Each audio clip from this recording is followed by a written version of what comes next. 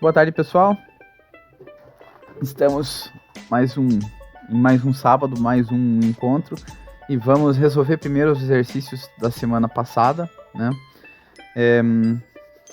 A solução desses exercícios ia ser lá no HackMD, então eu tinha proposto para a gente fazer no HackMD. Vamos fazer no HackMD.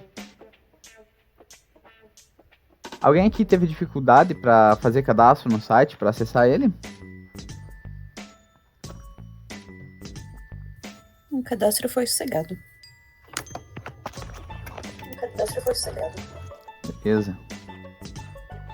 Ó, eu vou entrar com a minha conta do GitHub. Sempre quando eu tenho essas conexões ali, eu crio as conexões. E ó, já tá aqui as duas outras notas que eu tinha colocado. Então hoje é o desafio... Aqui tá desafio 2, que teve o desafio 0, né? Então hoje desafio 3.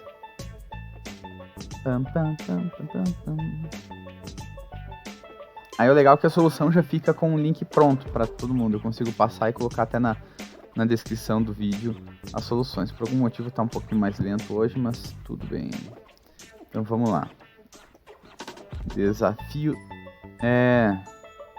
2, é isso, né? Então beleza, criar conta no site, HackMD, belezinha, né? Pode ser usando Facebook, GitHub ou qual que for. Google, né? Entregar exercício como uma nota no HackMD, ou seja, usando o Markdown, que é essa linguagem. Cara, essa linguagem Markdown é muito chata. Olha, é que ela lembra um pouquinho a forma como a gente faz outros tipos de marcação. Então ela já dá uma prévia de que a gente vai entender o que é um título, o que é uma lista e tudo mais, que é o que a gente vai encarar lá no HTML. O que vocês acharam do Markdown? Vocês gostaram de usar essa pseudolinguagem ou acharam que ela é meio chatona? Eu gostei de aprender. Eu não tinha mexido ainda com o Markdown. É interessante, né? Ele serve para organizar as coisas. Eu conheço gente que faz as anotações da vida usando Markdown nesse site no HackMD, porque você pode deixar as notas como privadas, né? Sim, eu achei bem interessante. Eu até vou tentar fazer outras anotações do curso também. Às vezes até trabalhos que você vai fazer para entregar, você pode fazer dessa forma aqui e a formatação fica bem padronizada. Ele tem forma para extrair para PDF depois, então tem umas coisas bem legais. Quando tem que fazer para entregar, às vezes, para algum professor, algum trabalho. Então, esse é o Markdown e a gente vai fazer os exercícios aqui. Primeiro exercício. Faça um programa que descreva como uma pessoa pode jogar um dado normal até obter 4 resultados maiores do que 3. E finalize o programa dizendo quais foram os resultados obtidos. Ok. Então, vocês lembram que a gente teve um exercício similar que era o exercício do baralho.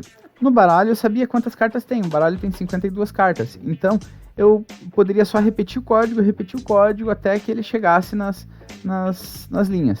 Porém, aqui, quando eu estou falando de um dado, eu posso jogar o dado e saiu 2. Aí eu jogo de novo e saiu 1. Eu jogo de novo e saiu 3. Eu jogo de novo e saiu 1 de novo. E assim eu posso ficar... Se eu tiver muito azar, é quase impossível isso acontecer. Mas se eu tiver muito azar, é possível que eu fique rodando o dado aqui por anos a fio e nunca saia 4 resultados maiores do que 3. É possível, né? Então, é um pouquinho diferente do que o exercício passado. Pode falar. Porque as cartas você consegue eliminar elas do baralho, né? Pra não ter a probabilidade delas caírem de novo. Exato. No caso do dado, não tem. Exatamente. Você vai eliminando as cartas, tipo, vai tirando as cartas ímpares, sobram as cartas pares, chega uma hora só vai ter carta par. No caso do dado, quando eu tiro um resultado menor do que 3 ou igual a 3, não elimina os outros resultados. Não elimina ele, não diminui a chance dele aparecer de volta, né? Então, a gente vai ter que fazer uma estrutura de repetição. Então, a primeira coisa que eu vou fazer é considerar que eu tenho que ter a saída desses dados. Ó, quais foram os resultados obtidos, certo? Então, em algum momento, eu vou ter que dizer os 4 resultados. Isso aqui vai ser um dos comandos que eu vou colocar. Beleza? Eu vou colocar um tracinho aqui no começo para ele fazer uma lista. Ok. Isso aqui é lá no final, então eu adiantei o final. E aqui no começo cria uma lista inicialmente vazia para guardar os resultados. Eu vou só maximizar aqui porque a gente consegue ganhar um pouquinho de espaço. Até vou puxar mais pra cá. Ok. Desculpa, seria um D8? Não sei, desculpa.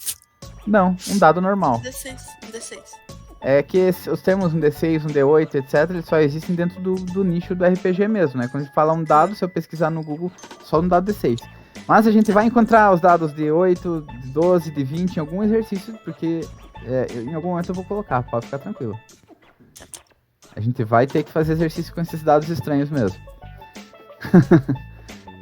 Criar uma lista. Agora, eu criei uma lista. Agora vou ter que fazer alguma coisa para preencher essa lista. E depois eu vou dizer os 4 resultados da lista. Ou vou, por exemplo, mostrar a lista. Ó. Mostrar a lista. Ok? Então eu tenho aqui... criei a condição inicial. Agora eu tenho que criar o código que vai fazer os comandos. E depois eu vou mostrar o meu resultado final, que é o que ele está pedindo. Então eu vou jogar um dado. Vou criar um código que joga um dado. Então... jogar um dado, ok? Se o resultado for maior do que 3, adiciona o resultado à lista. Que lista? Essa lista que eu acabei de criar. Dentro desse escopo aqui, ó, o que é escopo? O escopo é um contexto, é um pedaço de lógica, né? Uma bolha lógica ali em que eu tô fazendo as coisas ou tratando um determinado assunto. Ali dentro daquele escopo, que é a parte que está selecionada aqui, quando eu falo a lista, quem é a lista? Só existe uma lista dentro desse escopo, dentro desse contexto, então só pode ser essa lista aqui. Então se o resultado for maior do que 3, adiciona o resultado à lista. Ok. Se ele não for maior do que 3, não faço nada, então não preciso nem dizer o que eu vou fazer, se for só não fiz nada. Se eu não adicionar a lista, já não afeta o meu programa, né? Então agora, repetir o procedimento enquanto a lista tiver menos do que 4 resultados. Ok. Então aqui eu vou só tirar esse enter extra, porque ele está se perdendo lá do lado direito, né? Pronto. Então aqui eu tenho o meu programa. Vamos ver se dá certo, ó. Eu vou criar uma lista inicialmente vazia. Pode ser uma lista no papel, pode ser uma lista em qualquer lugar, né? É uma lista hipotética. Eu vou jogar um dado. Se o resultado for maior do que 3... Ah, Camila, vale pro D8 também, ó. Não está especificado qual dado. Tá dado normal, mas vale pro D8 também. Porque o D8 também posso jogar o dado, tirar um resultado maior do que 3... ou não tirar um resultado maior do que 3.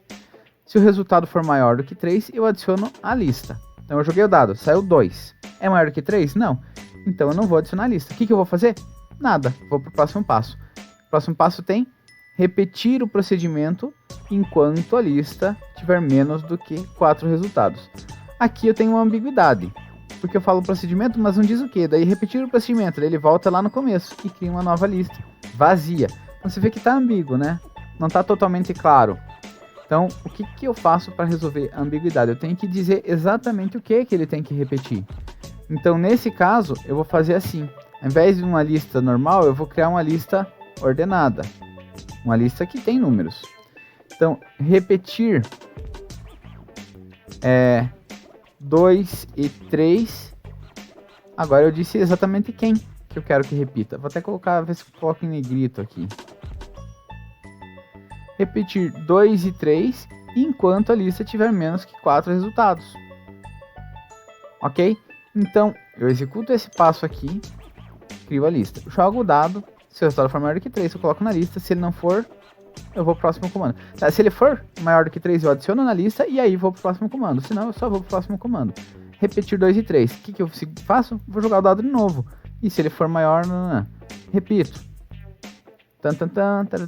Repite, assim vai, até, opa, peraí, chegou aqui, adicionei na lista, agora minha lista tem 4 elementos, vou para o próximo comando, repetir, enquanto a lista tiver menos do que 4 resultados, opa, peraí, a lista tem 4, ela não tem menos do que 4, se ela não tem menos do que 4, eu não vou repetir, então eu vou para o próximo passo, que é mostrar a lista, tá aqui a lista, foi um 5, um 6, um 4 e outro 4, né, tá aqui o resultado, beleza? Então, essa é a forma que a gente criou essa lógica usando uma estrutura de repetição, especificando qual é o trecho que eu estou repetindo. Ok? Desse exercício, alguma dúvida, alguma observação? Tem alguma forma que vocês enxerguem ali que eu possa ter feito algo ambíguo, que dê para melhorar? Caiu, desculpa a pergunta, caiu a internet aqui. Tu pode repetir a estrutura do código rapidinho? Que tu fez a introdução do código? Claro. Ó, cria uma lista inicialmente vazia para guardar os resultados. Aí eu jogo um dado, né? E se o resultado do dado for maior do que 3, aí eu adiciono na lista. Qual lista? Essa lista que está inicializada aqui no nosso contexto, né? O escopo. E eu vou repetir os passos 2 e 3, enquanto a lista tiver menos do que 4 resultados. E no final, mostro a lista. Então, a minha repetição ela tá nesses aqui, nos passos 2 e 3, que é jogar o dado, se ele for maior que 3, eu adiciono a lista. Joga o dado, se ele for maior que 3, adiciona a lista. E assim vai, por quanto tempo eu precisar, até a lista ter 4 elementos. Ah, então tu queria só os resultados maiores do que 4. Maiores do que 3. É isso, maior ou igual a 4. Eu tinha entendido que tu queria que eu guardasse todos os resultados enquanto não tivesse 4 resultados maiores do que 4. Maiores iguais a 4. Ah, deixa eu ver. Eu usei um enquanto maior que 4 random de uma. Entendi tua lógica. Pelo enunciado do exercício, dizia lá para fazer um programa que ele guarde os resultados na lista. Aliás, ele diz, faça um programa que descreva como uma pessoa pode jogar um dado normal até obter 4 resultados maiores do que 3. E finaliza o programa dizendo quais foram os resultados obtidos. Mas ele não falou que é só os resultados maiores ou iguais do que 3. Maiores do que 3. É os resultados obtidos. Todos os resultados. Ok, o exercício ficou ambíguo. A tua solução, a tua lógica, ela aparentemente não está errada não, tá? Então ela também é interpretada. Caio, acontece isso na vida real, na programação? Sim, acontece. Na verdade, acontece de, eventualmente, a especificação do problema não está exatamente como a gente esperava que tivesse. Ela está, de alguma forma, um pouco confusa. Então, pode acontecer que uma pessoa entenda de uma forma, a outra pessoa entenda de outra. Nesse caso aqui, quem que estava errado? Estava errado eu, que criei o exercício deixando a ambiguidade, ou mais de uma forma de interpretar o exercício. Mas o legal é que, no caso, continua sendo válida a tua solução, porque ela atende o que está no enunciado, beleza? Maravilha. Eu pensei em um D8, Caio, porque você falou para listar 4 resultados. E aí, na minha cabeça, tinham que ser 4 resultados diferentes. Aí depois, quando você falou de repetir o resultado 4, por exemplo, né, no caso, aí eu entendi o que era. Ah, porque daí com o D6 ficaria impossível você ter 4 resultados maiores do que 3 distintos. Exatamente. Faz muito sentido. Eu vou tentar colocar nos próximos sábados alguns exercícios usando dados de outras dimensões, beleza? Cara, a gente vai para outra dimensão? Sim, no sentido literal da palavra, não no sentido Marvel da parada, beleza? Exercício B. Faça um programa que receba a lista de alunos de uma turma e diga quantos alunos passaram direto, quantos reprovaram e quantos ficaram em recuperação. Aqui eu não falei quais eram os critérios de nota. Na verdade, foi por um vacilo meu, porque esses critérios tinham que estar especificados aqui. Então aqui tem um erro de especificação. Eu vou colocar agora, mas você poderia ter criado a especificação que você quisesse. Por exemplo, qualquer nota maior do que 0 está aprovada e dizia que todos os alunos estavam aprovados. Eu não ia poder dizer que o exercício estava errado. Por quê? Porque o exercício não está dizendo quais são os critérios para reprovar, aprovar ou recuperação. Aprovado... vou colocar aqui assim os critérios, Aprovado é quando é maior, nota maior ou igual que 7. Recuperação 4 é menor ou igual que a nota, que é menor do que 7. Então, recuperação é se a pessoa tiver, a nota dela tiver entre o 4 e o 7. E reprovado, nota menor do que 4. Caio, eu nunca lembro qual que é o maior, qual que é o menor aqui nesse símbolo. Um para um lado, um para o outro. Eu encaro ele como um triângulo, né? Então, se você olhar aqui, de um lado ele tem uma pontinha que está fechada. Do outro lado tem uma pontinha que está aberta. A pontinha que está aberta está para o lado maior. A pontinha fechada está para o lado menor. Porque a pontinha fechada é menor do que a pontinha aberta. O menor está para o lado menor. Então, se eu leio da direita para a esquerda, 4 maior do que a nota. Se eu leio da esquerda para a direita, nota menor do que 4. Beleza. Então, vamos fazer a lógica do exercício. Então, primeira coisa aqui. Recebe a lista de alunos. Opa, digitei errado. Alunos. Ok. Para cada aluno eu vou ter que observar a nota dele, ok? Então, para cada aluno eu vou ter que olhar se a nota dele é ou não dentro dos critérios ali, se ele está aprovado ou reprovado ou em recuperação. Então, para cada aluno, o que eu vou fazer? Se a nota for maior ou igual a 7, eu vou ter que colocar ou igual a 7. For maior ou igual a 7, aluno aprovado. Ok. Se não, agora vou colocar o se não.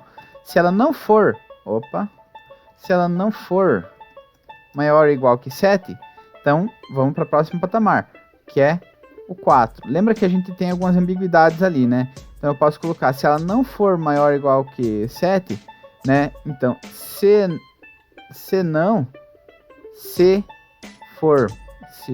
a nota for maior ou igual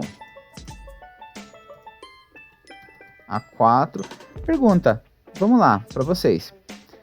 Eu preciso colocar aqui e também menor do que 7? Preciso colocar ou essa parte aqui é desnecessária? Essa parte do e também menor do que 7? Palpite? Isso já é desnecessário porque já tá no número 3. Já tá no número 3. E aqui eu tenho um senão.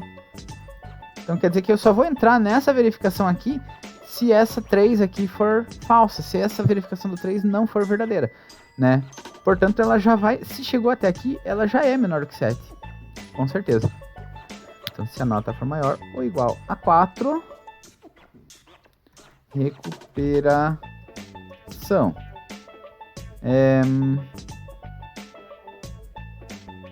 Agora 5, se não, reprovado. Não precisa nem olhar a nota dele, porque só sobrou um status.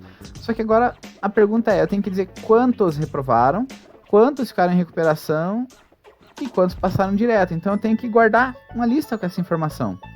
Então eu recebo a lista de alunos agora aqui. Vocês repararam o que acabou de acontecer? Ó, eu vou voltar para cá.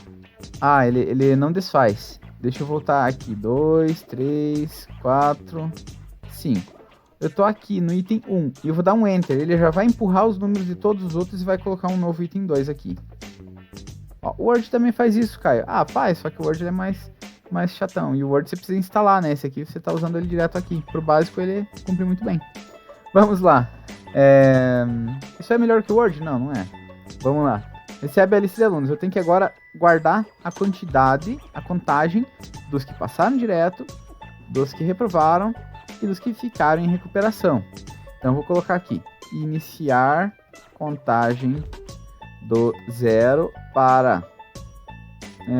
vou até mudar o linguajar aqui, vou escrever de uma outra forma. Criar um contador para aprovados, um para recuperação e um para reprovados. Ok? Caio, como assim um contador? Vamos lá para o JSPaint.app. Lembra quando você tinha que contar alguma coisinha, que daí você fica fazendo risquinhos? Como eu tô com a tela compartilhada, ele tá bem devagar. Opa, não é isso que eu quero, não. É isso aqui que eu quero. Lembra quando você tem que contar, daí você vai lá e faz um risquinho. Ah, vou contar outro. Aí você vai lá e faz outro risquinho. E outro, e outro. E aqui mais um. E por aí vai. E começa outro risquinho. E etc, né? Isso é um contador. Então eu posso criar um contador. Isso aqui é um contador hipotético. Eu posso dizer que eu criei um contador. Como que tá esse contador? Tanto faz. Mas ele começa vazio, né? Aí para cada aluno, se a nota for maior ou igual que 7, contar mais um em aprovado. Aprovado ou aprovados? Aprovados. Né? Se a nota for maior ou igual a 4, contar mais um em recuperação. E se não, contar mais um em reprovados. Ok? Então, aqui ele vai percorrer a lista inteira para cada aluno, né? Repetindo esses 3 passos aqui. E aí ele vai contando. E para finalizar, eu tenho que avisar o que ele tem que repetir. Repetir os passos. Opa, tá difícil de digitar hoje, hein? Não é 1. Quais os passos? A partir do 4, né? 4, 5 e 6 para todos os alunos, 1 por 1. Então ele vai passar pela lista dos alunos lá, começando pela letra A, lá número 1 da chamada fulano. Nota é 6,5, tá em recuperação. Então conta mais umzinho lá, vou lá no da recuperação e conto mais um risquinho na recuperação. O Beltrano, ele reprovou, nota é 3,5, então ele vem pra cá. E o outro, esse aqui ele passou com 7,2, então vem pra cá. Não, eu contei errado ainda, vem pra cá. Seria nos aprovados, né? E por aí vai. Então, no final, qual que é a saída que ele pediu? Ele quer que o programa diga quantos alunos passaram, reprovaram em recuperação. Então, no final, 8. Opa. Diga quantos alunos estão em cada contador. Então, o programa vai dizer para mim quantos alunos que estão em cada contador. Quais contadores? Aqueles contadores que eu criei aqui, ó. Aprovados. Eu vou colocar aqui só em negrito para ficar mais fácil da gente identificar. Recuperação. Opa. E outro contador para reprovados. E aqui temos os 3 contadores. Então, eu criei os 3 contadores, né? Um para esse, um para aquilo, um para aquilo. Aí, para cada aluno, eu vou fazer se não. E vou repetir os passos 4, 5 e 6 para todos os alunos, 1 por 1, até acabar a lista, né?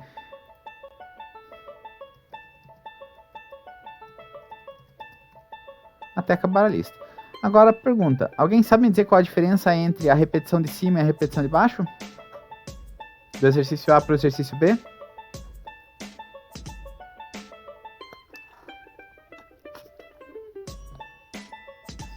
Eu não sei. A do exercício A repete infinitamente até quando você conseguir os dados que você quer. O exercício B, você tem uma lista finita. Isso, a lista acaba. Então eu sei exatamente quantos passos. Se eu tenho, sei lá, 30 alunos, ele vai repetir 30 vezes. No exercício A, pode ser que ele já tirou lá a primeira vez, jogou, deu 5. Jogou de novo, deu 6. Jogou de novo, deu 5 de novo. Jogou de novo, deu 4. Então, de cara, nas primeiras 4 rodadas, rolagem de dados, ele já tirou os resultados. Ou então pode que ele fique ali um tempão jogando até ele chegar nos resultados. Ou seja, nesse aqui, não tem como a gente prever quantas vezes o laço vai repetir. No de baixo, no exercício B, tem sim, ok?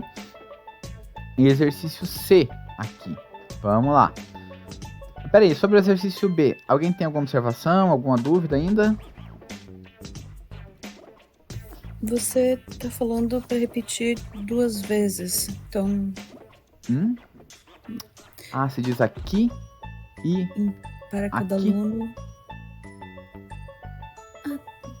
mas eu acho que... Eu só não entendi se para cada aluno não precisava estar aí, precisava. A única coisa que eu coloquei ele é pra gente saber quando que começa o laço de repetição. Porque se não tivesse ele, direto aqui, eu criava o contador. E daí, se a nota for maior, mas a nota de quem? Então é só pra ela dar o contexto do que tá acontecendo no 4, 5 e 6. Quando a gente tiver no código mesmo, é comum acontecer de você ter, por exemplo, uma estrutura do while, né? Que ela ficaria mais ou menos assim. Vou colocar aqui. Aqui ela poderia ficar mais dessa forma. Do, né? Aí eu coloco aqui. Aí aqui vem vários comandos. Vários mesmo. Blá, blá, blá. Os comandos ali dentro, né? E aqui, while. Sei lá. Resultados for menor do que 4, por exemplo. Então, é comum acontecer isso na programação. Você tem algo que delimite quando que começa o teu laço e tem alguma outra coisa que delimita quando que ele termina. Isso acontece para outros tipos de laços também. Por exemplo, para o for.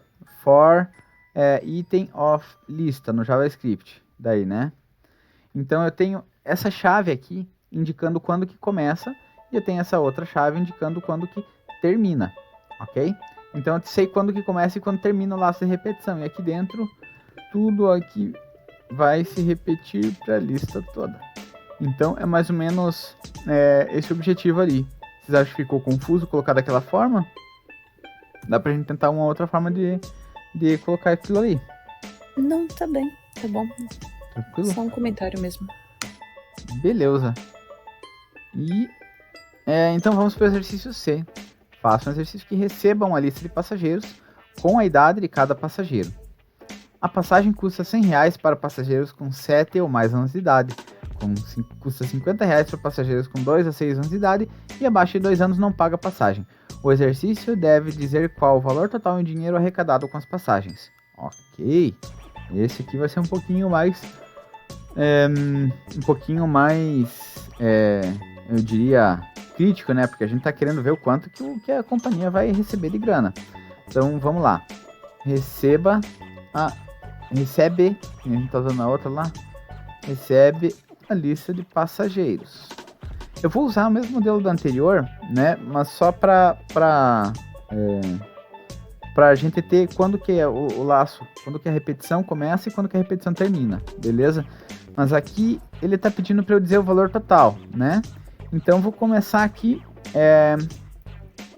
criar um somatório. Crie um somatório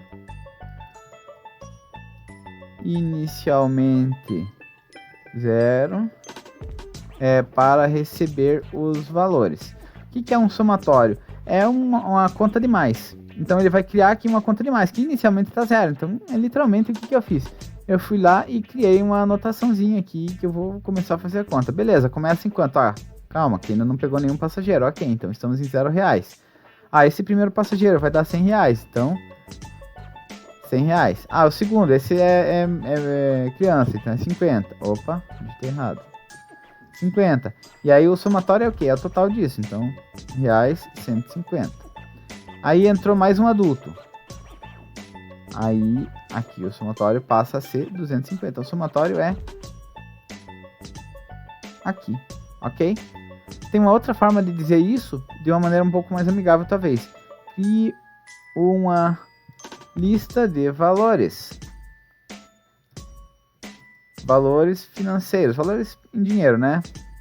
Começando em 0. Ok, começando vazia. Então, para cada passageiro... vamos lá. Se a idade for maior do... Opa... Vou colocar que a gente tá fazendo o outro lá. Maior do que... Não, maior ou igual, como tá ali, né? Maior ou igual a 7 anos. Adicione R$100 à lista. Que lista? Lembra que no contexto a gente só tem esse contexto aqui, a gente só tem uma. Não, a gente tem duas. Uma lista de passageiros e lista de valores. Então quando eu falo lista, isso aqui tá ambíguo, não tá? Então, a lista de valores. Tem que complementar, não tem jeito. Olha só, quase que eu fiz errado aqui já. Então, vamos lá. Se a idade for... Abaixo de 2 anos. Então, maior ou igual a 2 anos, adicione R$50 à lista de valores. E finalmente, se não... Não preciso colocar um senão.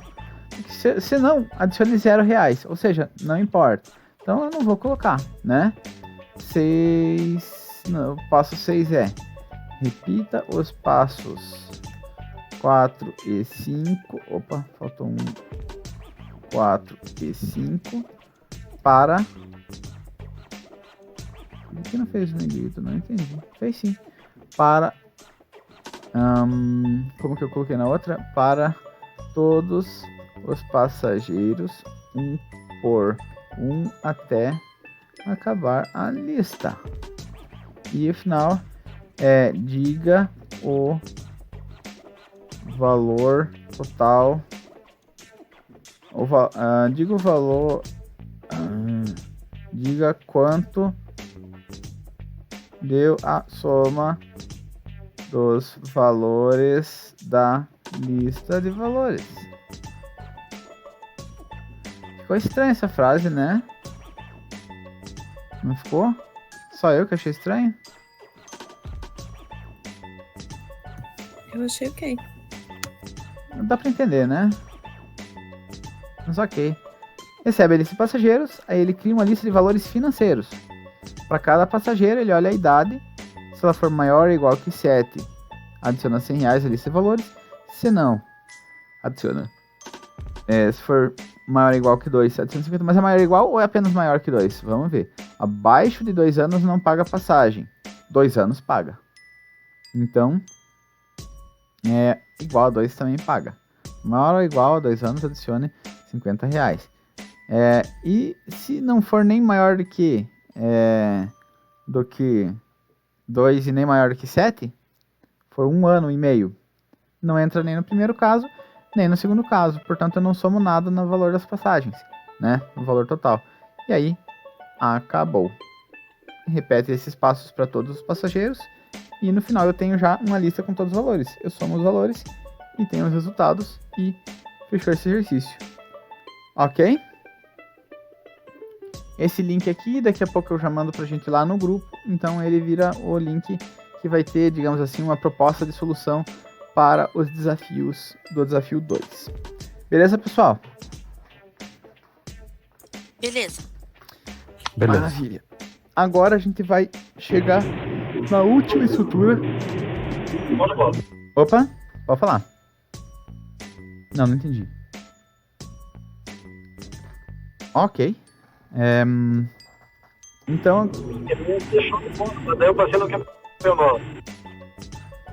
Eu acho que a Lu entrou na frente, João.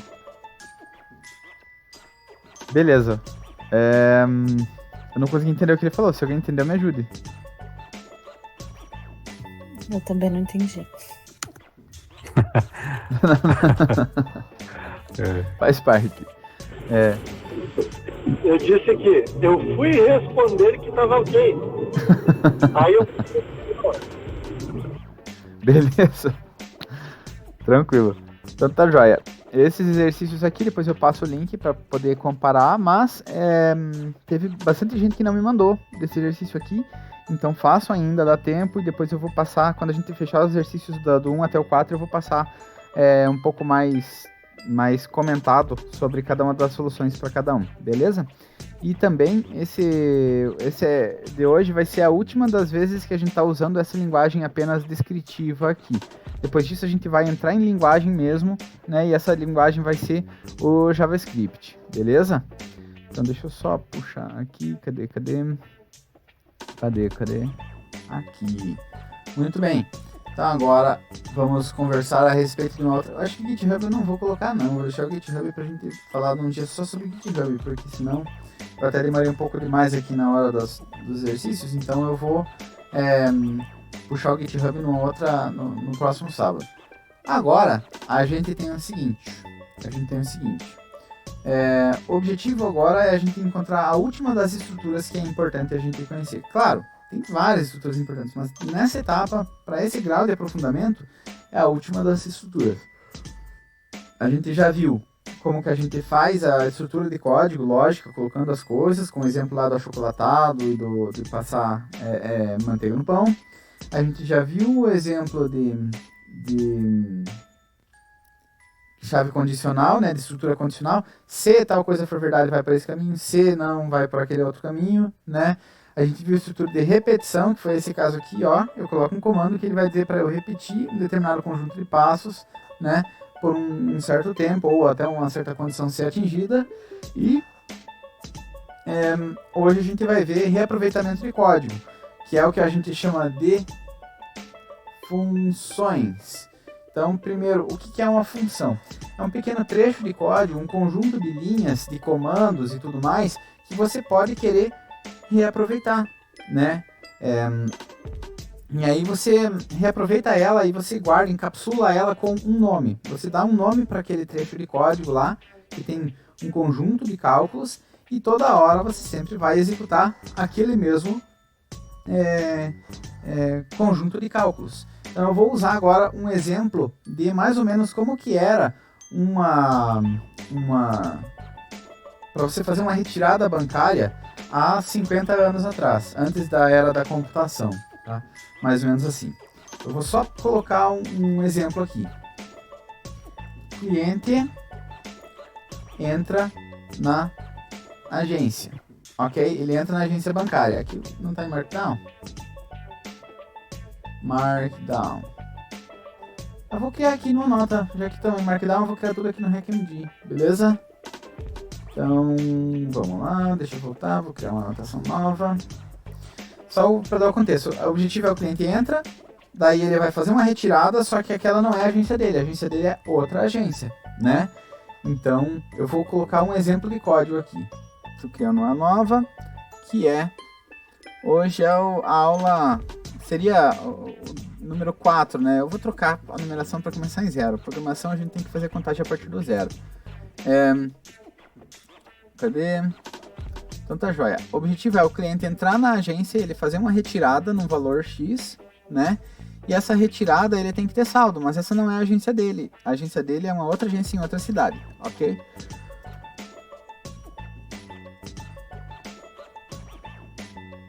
Sábado 4, é o quarto sábado, né? Então vamos lá. Exemplo do banco. Então vamos lá. Primeiro, cliente entra na agência, né? Cliente fala com o gerente e pede um saque no valor X, ok? Só que o gerente, lembra que eu falei que o cliente não é dessa agência, então o gerente não conhece esse cliente, ele precisa conferir. Então, vamos lá. Gerente pede documentos para o cliente, identidade, CPF, seja o que for, né? O cliente entrega os documentos. Gerente verifica a foto se é a mesma pessoa que está ali. Gerente verifica se os documentos são legítimos. Gerente verifica que mais que ele pode verificar se os documentos são legítimos, se é a mesma pessoa que está ali. Verifica o documento de banco, uma carteirinha de banco, como era antigamente, tinha uma caderneta de poupança, literalmente era caderneta porque era um caderninho assim que tinha os depósitos anotados lá, né? O documento do banco, vou colocar o documento do banco porque naquela época, 50 anos atrás, exemplo do banco antes da computação, ok? Verifica o documento do banco, né? Aí, verificando todas as validações possíveis ali, gerente diz se documentos estão ok ou não. Ok, mas isso só significa que os documentos estão ok, não significa que a pessoa ainda pode sacar. Ele viu qual é a agência, né? Então, gerente telefona para a agência do cliente. Gerente pergunta se o cliente tem saldo suficiente para um saque de X reais. Não era reais naquela época, mas tudo bem. Ele verifica se tem saldo suficiente. Gerente informa a agência que cliente está retirando esse valor. Gerente aguarda a agência informar o código do saque. Como assim? Aí a agência, antigamente, elas tinham um caderno que tinha lá, esse caderno ele tinha linhas já com o número escrito no lado esquerdo, no começo de cada linha tinha um número lá, 1, 2, 3, e cada movimentação, cada coisa que acontecia na agência ia para essa linha, para esse livro. Então eles iam lá naquele livro e anotavam lá, e aí tinha a linha 758321. Então lá, fulano de tal, conta 1, 2, 3, 4, 5, retirou o valor X lá na agência 9876, né? Então anotava o que estava acontecendo ali. Basicamente era como se fosse um diário da agência, tanto que quando tinha incêndio em banco era terror, porque era ali que ficava anotado todas as coisas. Então depois que ali eles anotavam em mais um livro para ter uma cópia, esse livro era levado para a central, para um outro lugar, tinha 2 cópias em papel dessa mesma informação. Gerente aguarda a agência informar o código do saque, né? Gerente anota o código do saque, né? Gerente preenche uma ficha de saque. Nessa ficha vai o nome do cliente, código do saque, blá blá blá, o valor que está sendo retirado. E no final tem a assinatura. O cliente vai assinar dizendo realmente sou eu que estou assim, eu reconheço que isso é verdade, né? Então cliente assina ficha de saque, né? Gerente guarda ficha de saque, gerente entrega dinheiro pro cliente. Nossa, Caio, que chato esse procedimento. Tudo bem, mas é só para a gente identificar coisas que vão acontecer de novo. Por quê? Porque, dali a 10 minutos, chegou mais um cliente. Então, tem certas coisas que precisam acontecer de novo e que a gente pode reaproveitar dentro desse código. Então, o primeiro que eu vou criar aqui, a primeira função que eu vou criar, ou seja, o primeiro pedaço de código que eu vou reaproveitar, eu vou chamar de verificar identidade, né? São os passos para verificar a identidade mesmo. O que tem dentro do verificar a identidade? Ele recebe documentos, né? E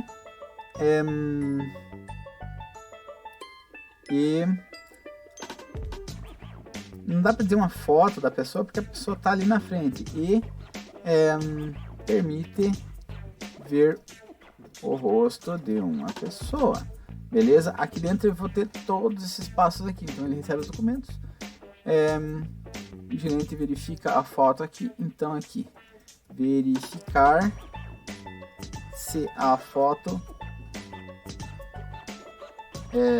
nos documentos é da pessoa apresentada, né?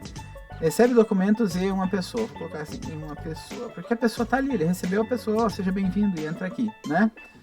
Então, beleza. Verifica se a foto dos documentos é da pessoa apresentada. Verificar se os documentos são legítimos.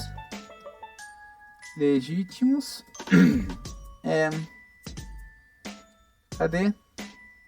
Verificar seus documentos pessoais. Verificar se os documentos do banco são legítimos. Lembra que eu falei caderneta de poupança?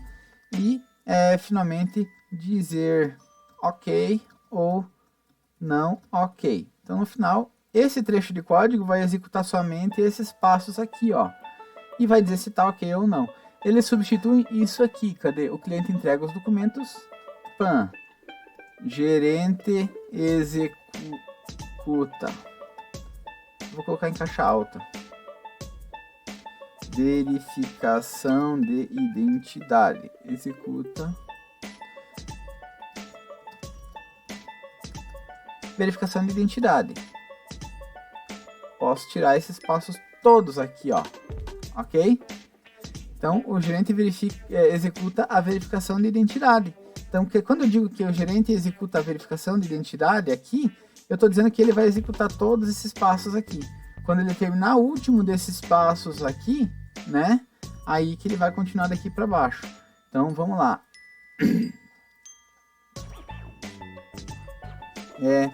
Se identidade não estiver... Tem um passo que ficou faltando. Estiver ok. Ou seja, esse caso aqui, ó, não ok. Aí é falsidade ideológica. Chamar gerente, chama a polícia. Se não, continua abaixo. Vou até colocar aqui só para dizer por que isso. Porque se eu não colocasse essa linha aqui, ele ia continuar. Vou tirar, vai ficar confuso demais. Cadê? Vamos lá. Agora o gerente telefona para a agência do cliente, pergunta, blá blá blá, blá blá blá blá blá blá blá blá blá, né? Então vamos lá. Eu vou criar mais uma função aqui, que eu vou chamar de solicitar retirada. Então primeiro entrar em contato com a agência original. Cadê? Verificar se o saldo... pera aí, ele vai receber número da agência original e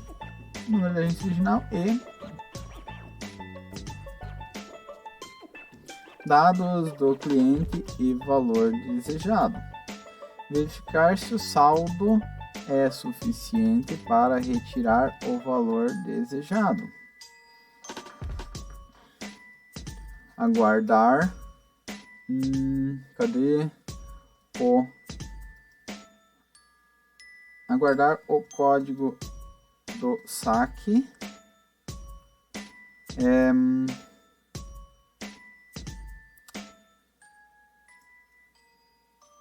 Solicitar retirada e aguardar o código do saque. E aí, se deu tudo certo, dizer o código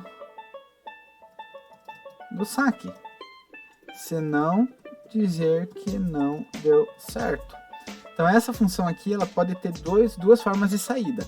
A primeira, ela vai dizer que beleza, tá aqui o código do saque, 762, tarana. Ou se a pessoa não tiver saldo, ou ele deu alguma coisa de cadastro, ou tem algo errado, ou a agência está bloqueada por suspeita de fraude, coisa desse tipo, ali ele ia dizer, não dá para fazer retirada. Então, ó, se deu tudo certo, ele diz o código do saque. Mas se por algum motivo não foi possível fazer o saque, ele vai dizer que não deu certo. Então, agora aqui, esses passos aqui eu posso tirar. Até o código do saque. Então, gerente executa solicitar retirada. Preenche uma se a retirada deu certo, executar fazer, vou colocar fazer, porque a gente está numa linguagem mais acessível. Fazer o seguinte, aqui eu só vou trocar esses passos aqui. 1, 2, 3, 4. Então, fazer passos 1 a 4. Com código do saque retornado. Recebido. Onde que ele recebeu esse código do saque? aqui, no solicitar retirada. Aí você deve estar me perguntando, Caio, por que a gente faria esse tipo de coisa? Nossa, por que eu vou dividir o código desse jeito aqui? Porque esse trecho aqui e esse trecho aqui, eles, você pode precisar deles mais de uma vez, né? Digamos que o cliente ele tem 3 contas em 3 agências diferentes. Entrou o cliente e ele tem 3 contas em 3 agências diferentes. Isso era extremamente comum antigamente. Hoje em dia que a gente vai ter para cada banco no máximo uma conta. É difícil você ter mais de uma conta em agências diferentes do mesmo banco. No Itaú, tem 3 contas no Itaú. É estranho, mas antigamente era bem comum. Então, eu quero retirar R$1.000, mas eu não tenho R$1.000. Nenhuma das contas. Só que eu tenho 400 em uma, 400 em outra e 400 em outra. Juntando todas elas dá R$1.200 e sobra R$200 que pode ficar naquela uma lá. Então, eu vou tirar 400 dessa, 400 dessa, 200 daquela outra. Então, esse trecho aqui, ele tinha que repetir 3 vezes. O gerente tinha que ligar 3 vezes. Então, eram 3 retiradas. E aí, no final, ele entregava o dinheiro para o cliente. Confusa essa parte, pessoal? Ou até que tá ok?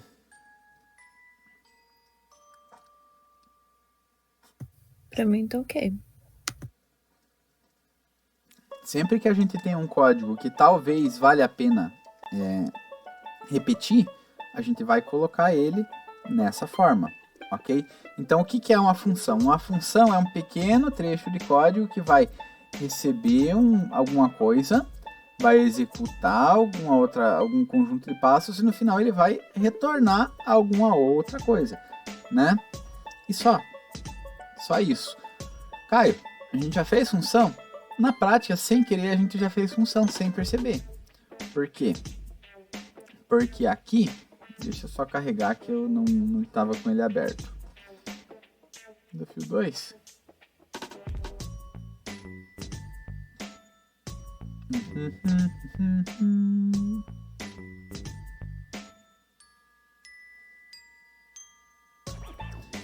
Aqui a gente tem aquele código que a gente estava usando para verificar se o aluno passou ou não. Tá vendo aqui? Ó. Olha aqui. Isso aqui poderia ser facilmente colocado dentro de uma função. Ó. Aí se eu tivesse uma função verificar nota, né? Para cada aluno verificar nota. Só, né? Mesma coisa eu poderia ter, por exemplo, aqui, né? Aqui eu poderia ter uma função calcular valor passagem. Essa função ela recebe a idade do passageiro. Se a idade for maior ou igual que 7, diga R$100. O valor é R$100. Se a idade for maior ou igual que 2, o valor é R$50. Se não, o valor é R$0. E retorne o valor, ela vai retornar o valor. E aqui dentro, simplesmente para cada passageiro, né, execute calcular valor passagem. E some o resultado disso, né, o retorno, some lá naquela lista de valores. Então, função, ela é você pegar um trecho de código que você vai repetir em outras situações e encapsular ele, você vai guardar ele de um jeito que você vai poder reaproveitar. Então aqui na prática, eu peguei esse conjunto de linhas, né? Esse conjunto de linhas e coloquei um nome para esse conjunto de linhas.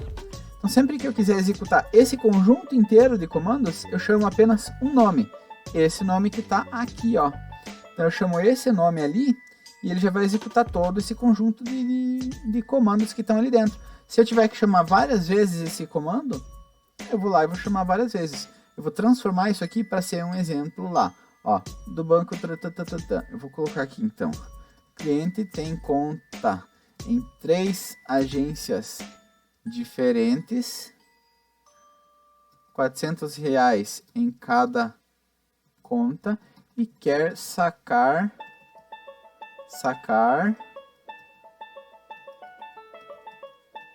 R$1.000. Como que ele vai fazer isso, né? Então, gerente executa solicitar retirada. São 3 contas, né? A única coisa que eu vou mudar aqui é para cada conta, gerente executa solicitar retirada. Então ele vai zerar tudo, vai tirar 400 de uma, 400 de outra e 400 de outra, porque tem 400 em cada, né? Executa solicitar retirada. Depois disso,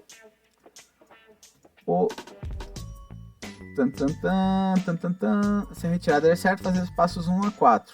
Agora eu vou até mudar 1 a 5, que eu vou colocar aqui. Vou colocar para cá, assim, acho que ele já inclui isso. Legal. Esse passo vem para cá. Então, gerente deposita o saldo que sobrou em uma das contas escolhido pelo cliente, né? Então o gerente vai pegar aqueles R$200 que sobraram. Lembra que eu falei, 400 mais 400 mais 400 dá 1.200, né? E ele quer R$1.000. Então ele vai ter que pegar tudo e depois coloca R$1.000. Ou então a gente faz outra conta, mas para cada conta executa solicitar retirada, ó. Eu não vou ter esse código aqui inteiro se repetindo para cada conta. Eu vou ter um comando só. Eu agrupei esses comandos em um único comando. Da mesma forma, aquele exercício de preparar o achocolatado, ele tinha um monte de passos que todo mundo fez, né? Vocês se ligaram que a gente poderia transformar aquilo em uma função chamada preparar achocolatado. Aí, eu vou criar um outro programa para tomar café da manhã. Começa o tomar café da manhã. Vou colocar outro exemplo aqui. Exemplo do café da manhã. Último exemplo. Executar função preparar pão com manteiga, que foi aquela que eu resolvi compartilhar a tela com vocês. Executar função preparar achocolatado, que foi a que vocês fizeram. Comer tudo. Pronto, olha como ficou curto o meu programa, porque ficou fácil de entender, né? Eu vou executar essa função, vou executar essa outra função e vou comer tudo. E para fechar, último ponto, a função tem um nome. O que é o nome da função? É o título que eu dei para aquele pacote de programas. Quando eu quiser executar aquela função, eu preciso o quê? Eu preciso chamar ela pelo nome. Então a função ela tem sempre uma estrutura básica. Uma função ela tem funções. O que ela tem? Tem um nome ou título, né? Ela recebe valores. Ela pode não receber valor nenhum. Pode ter uma função que só executa uma determinada coisa e não recebe nenhum valor. Por exemplo, a função abrir portão. Ela não recebe um valor pronto. Ela que envia todos os comandos que precisa para abrir o portão. Mas a gente cita aqui que ela recebe valores. Pode que não tenha nenhum valor para ela receber, que ela não esteja interessada em nenhum valor. Mas ela pode receber valores, né? Ela recebe valores, ela tem um conjunto de comandos e ela retorna valores. Ou diz valores, como usamos nos exemplos, né? Então, essa estrutura que eu quero que vocês usem em funções. E vai ser muito tranquilo. O desafio do sábado 4, que vai ser o desafio 3. Desafio 3. Vamos ter alguns... Deixa eu ver se dá para o Markdown aceitar assim. Não aceita. Que pena. Lista com letras ali. Então, o primeiro dos desafios é... dos códigos anteriores, fazer duas funções. Ou seja, de qualquer exercício que a gente já fez até agora, fazer duas funções. Você pode... Essa função vai ter que ter o nome da função, vai ter que ter o que ela recebe, o código dela e o que ela retorna no final. Beleza? Dentro dessa estrutura aqui. Depois eu vou mandar esse RecMD para vocês. Então, dentro de todos os exercícios que a gente fez antes, você vai ter que escolher o que você preferiu lá e tirar duas funções, né? Então, esse exercício tem letra A e esse desafio tem letra A e tem letra B. E, finalmente, fazer uma função para... Deixa eu ver um procedimento legal para trocar o galão de água do bebedouro. Eu vou colocar um link de exemplo aqui. Bebedouro, água, galão, 20 litros. O que eu quero? Eu quero literalmente uma... Caramba, o compartilhamento de tela e gravação tá bem pesado aqui. Depois vou fazer alguma... Exatamente é isso que vocês estão vendo. Eu quero que... Não vale usar aqui esse eletrônico aqui, não. Tem que ser aquele que tem que virar o galão lá. Mentira, pode ser o eletrônico. Qualquer um que você preferir. Eu tenho um bebedouro, o bebedouro da sua preferência, né? E você tem que trocar o galão. De alguma forma. Aqui, abrir a imagem nova aqui, porque eu quero só a URL da imagem. Vocês escolhem como que vocês querem qual tipo de galão, qual tipo de bebedouro e tudo mais. Beleza, pessoal? Então, vamos lá. Nossa! Tararararam. Deixa eu ver se eu consigo colocar um link aqui. Vamos ver aqui. Link. Ah, olha só. Exemplo. Ver se ele coloca assim. Oh, não. Não aceitou o link. Exemplo de bebedouro. Nossa, esses links são muito grandes. Link isso aqui, mas pra frente vocês vão entender o que é. Isso aqui é o famoso Base 64. Vamos ver se ele funciona. Deixa eu fechar aqui.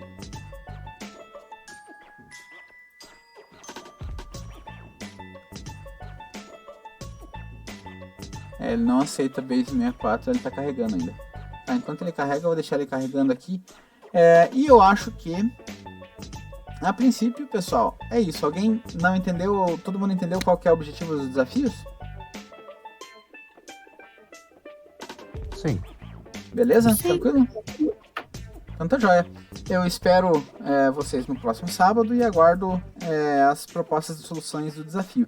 E obrigado. Agora no finalzinho vocês estavam me ajudando bastante aí no microfone, eu não fico perdido.